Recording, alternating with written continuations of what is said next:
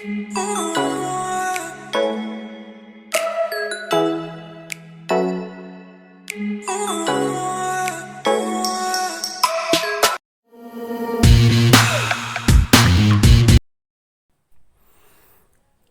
warahmatullahi wabarakatuh. Oke, kita jumpa di mata kuliah teori portofolio dan analisis investasi.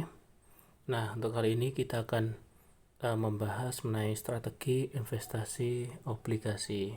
Jadi keputusannya itu kita tahu mau atau tidak dalam investasi ini. Nah, ini overview atau pendahuluan. Jadi strategi investasi obligasi itu merupakan strategi yang digunakan investor dalam pengelolaan portofolio obligasi.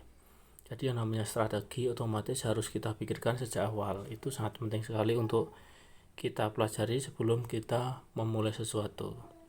Jadi secara spesifik setelah mempelajari bab ini, pembaca atau kita itu bisa diharapkan memiliki pemahaman yang lebih baik, yakni mengenai pasar obligasi, struktur tingkat bunga obligasi, dan struktur tingkat risiko obligasi, dan strategi pengelolaan obligasi yang meliputi strategi pasif, imunisasi, dan aktif. Jadi mengenai tiga hal ini. Oke, kita pelajari satu persatu.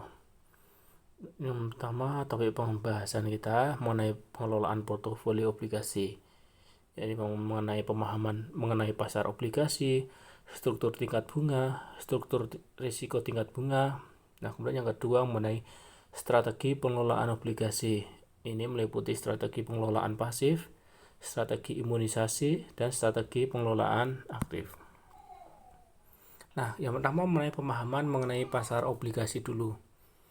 Jadi pasar obligasi ini umumnya akan menarik bila kondisi ekonomi cenderung menurun.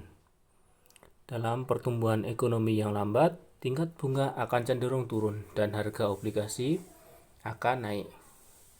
Dan dalam kondisi ekonomi yang mengalami peningkatan inflasi, harga obligasi akan turun. Tetapi suku bunga obligasi akan cenderung mengalami peningkatan. Nah, jadi mengenai dasar ini harus kita benar-benar cermati. Nah, kemudian mengenai struktur tingkat bunga. Struktur tingkat bunga adalah hubungan antara waktu jatuh tempo dengan yield untuk suatu kategori obligasi tertentu pada waktu tertentu. Jadi semakin lama jangka waktu obligasi, maka resiko ketidakpastian juga akan semakin tinggi, sehingga tingkat suku bunga yang diharapkan juga akan semakin tinggi. Nah, ini mengenai struktur tingkat bunga. Jadi ini Anda bisa menyimak ya. Jadi ini hubungannya adalah positif ya. Nah, ini adalah kurva yield ya pada waktu berbagi di AS ya. Adalah YTM ini ditingkatkan dalam persen rata-rata per minggu. Kemudian ada jangka waktunya 3 bulan, 6 bulan, 1 tahun, 2 tahun, dan sampai dengan 30 tahun. Nah, ini mengenai struktur tingkat bunganya. Nah, itu kita bisa melihat, nah di situ adalah YTM, itu adalah dari 8-9%. Itu bisa Anda lihat struktur tingkat bunganya bagaimana, kadang menurun, itu ya. Menurun dan naik gitu ya ke angka 9 gitu. Nah, itu mengenai struktur tingkat bunganya seperti itu gambarannya.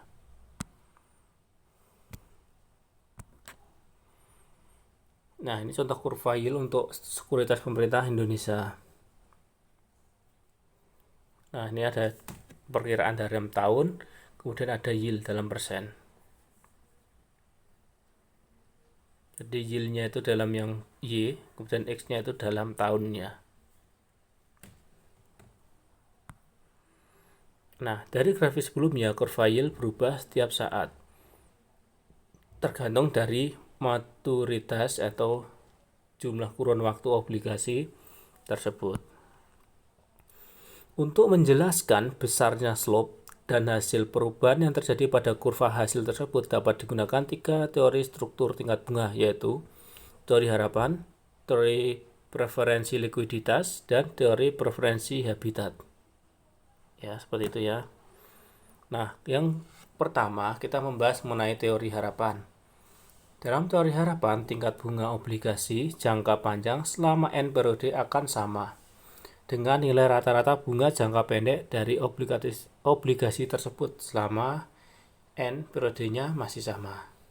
Misalnya, jika seorang investor memegang obligasi selama 5 tahun, maka tingkat bunga jangka panjang yang diharapkan akan sama dengan nilai rata-rata bunga tahunan obligasi tersebut selama 5 tahun.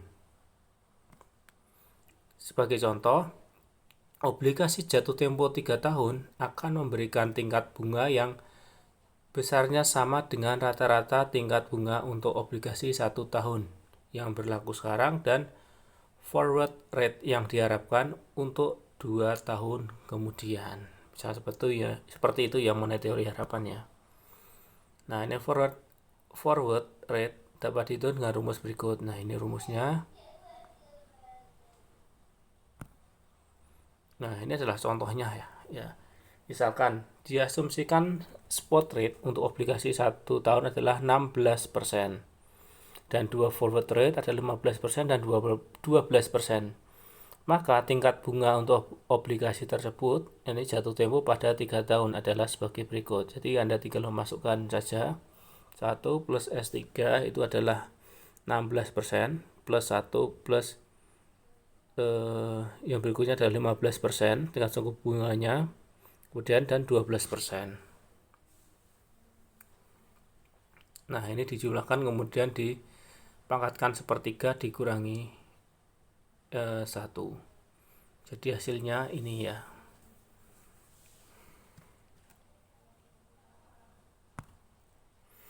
Jadi berdasarkan contoh perhitungan teori harapan ini, investor dapat mengkombinasikan sekuritas jangka pendek tertentu untuk memperoleh return yang sama besar dengan return jangka panjang sekuritas tersebut. Misalnya, 5 tahun obligasi akan mempunyai return yang diharapkan sama besarnya dengan obligasi 2 tahun yang disimpan sampai jatuh tempo ditambah dengan 3 tahun obligasi yang dibeli pada awal tahun ketiga. Yang kedua adalah teori preferensi likuiditas atau liquidity preference theory. Jadi tingkat bunga akan mencerminkan jumlah tingkat bunga sekarang dan tingkat bunga jangka pendek yang diharapkan sama seperti teori harapan ditambah dengan premi likuiditas risiko. Untuk mendorong investor meminjamkan dananya dalam jangka panjang, maka perusahaan memberikan premi likuiditas kepada investor yang memberikan pinjaman secara jangka panjang. Nah, perbedaan antara teori preferensi likuiditas dengan teori harapan adalah ketidakpastian ya, tingkat suku bunga yang diharapkan di masa yang akan datang. Jadi berbeda itu tadi berdasarkan rumus itu tadi ya. Nah, investor mempunyai preferensi terhadap sektor maturitas atau habitat tertentu dan mereka akan beralih ke maturitas lain jika terdapat imbalan yang memadai.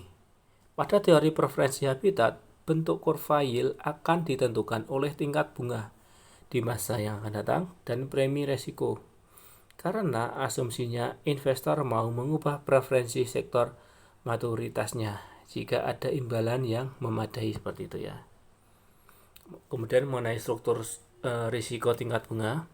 Jadi struktur risiko tingkat bunga biasanya disebut dengan yield spread yang diartikan sebagai hubungan antara yield obligasi dengan karakteristik tertentu yang dimiliki obligasi seperti kualitas, callability, kupon, dan mudah tidaknya obligasi diperjualbelikan atau marketability.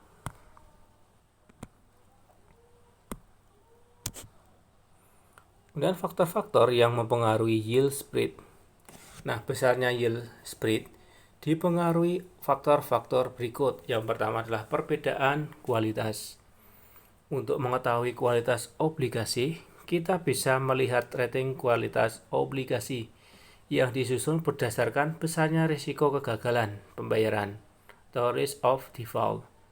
Kemudian yang kedua, perbedaan dalam bentuk call provision. Obligasi yang callable akan memberikan YTM yang lebih tinggi dari obligasi non-callable. Dan yang ketiga, perbedaan tingkat kupon yang diberikan. Obligasi yang memberikan kupon yang relatif lebih kecil akan cenderung memberikan return berbentuk capital gain yang lebih besar. Perbedaan kemudahan diperdagangkan. Nah, ini faktor-faktor yang mempengaruhi yield spread. Ini mengenai ilustrasi mengenai yield spread-nya, yield to maturity, dan yield until bond matures. Yield to maturity obligasi tergantung dari kualitas dan risiko kegagalan dari obligasi tersebut. Jadi semakin rendah kualitas obligasi, maka yield yang diharapkan oleh investor semakin besar. Kemudian strategi pengelolaan obligasi. Strategi pengelolaan pasif. Jadi strategi pasif didasari pemikiran bahwa pasar dalam kondisi yang efisien, sehingga harga-harga sekuritas di pasar sudah ditentukan secara tepat sesuai dengan nilai intrinsiknya.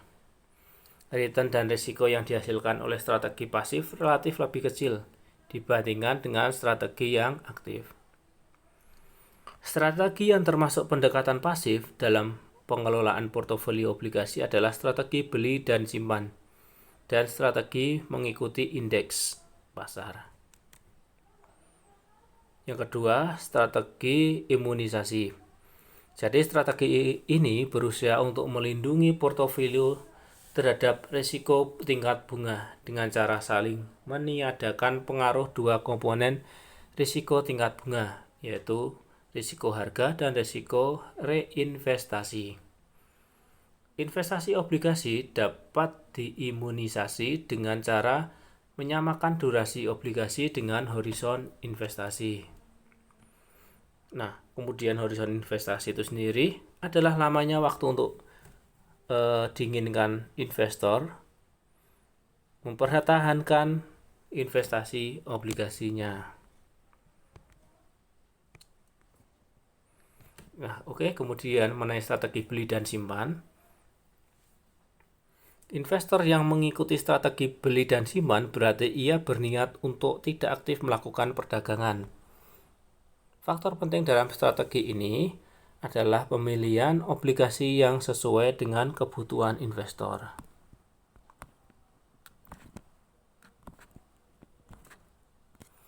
Nah, kemudian strategi mengikuti indeks pasar.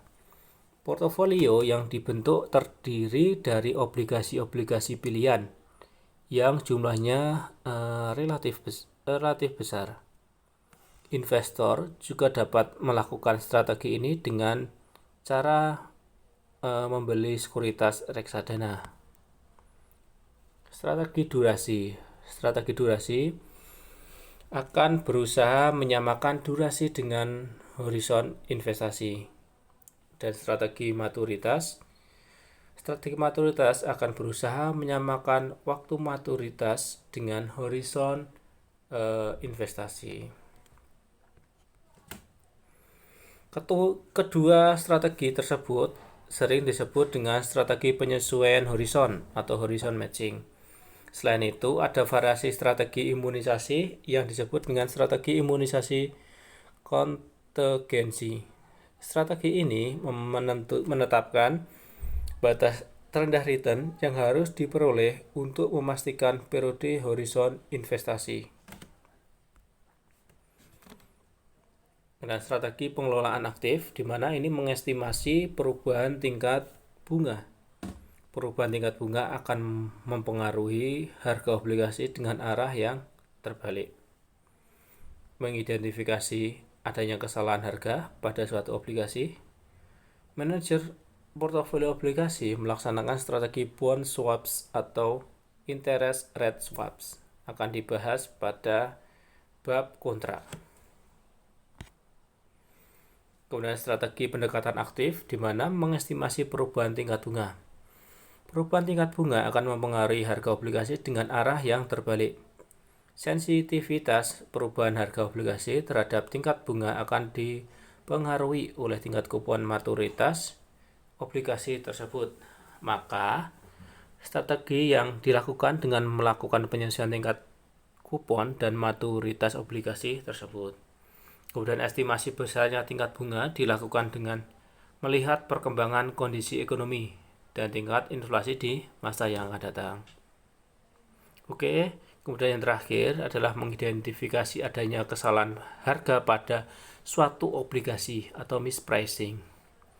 Nah, mengidentifikasi obligasi yang harganya tidak sesuai dengan nilai intrinsik yang sebenarnya, atau undervalue atau overvalue bond swaps, yaitu strategi pengelolaan aktif yang berusaha untuk meningkatkan tingkat return portofolio obligasi dengan cara mengidentifikasi adanya kesalahan penetapan harga pada suatu obligasi di pasar.